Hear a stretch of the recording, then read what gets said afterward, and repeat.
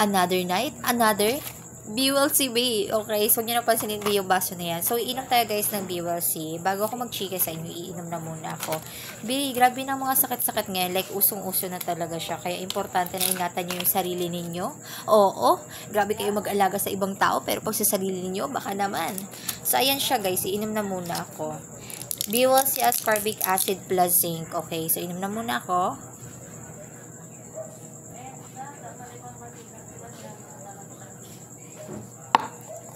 So, eto na.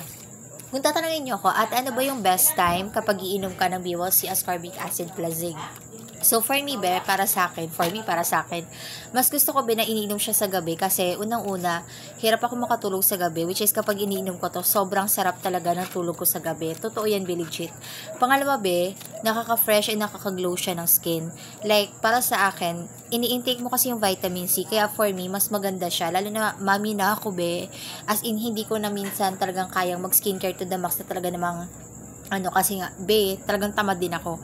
And, ang gusto ko pa sa kanya, is nakaka-help siya sa akin kasi nga, gusto kong mag-gain ng weight, nakakagana siya kumain, which is totoo talaga, Kapag talaga iniinom ko to, hanap ako ng pagkain. Like, gusto ko talagang kumain ng kumain. Kaya for me, very recommended ko to. At lalong-lalo na, sobrang affordable niya lang, okay?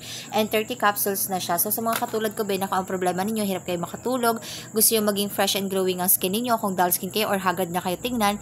And at the same time, kung gusto nyo mag-gain ng weight, lalo na katulad ko, payat. Gusto ko mag-gain talaga. Andyan lang naman sa baba. I-go mo na, i-check out mo na kung gusto mo. Kasi, ako, hindi inom ko talaga to, Ikaw na lang hindi umiinom nito. Kaya, i-go mo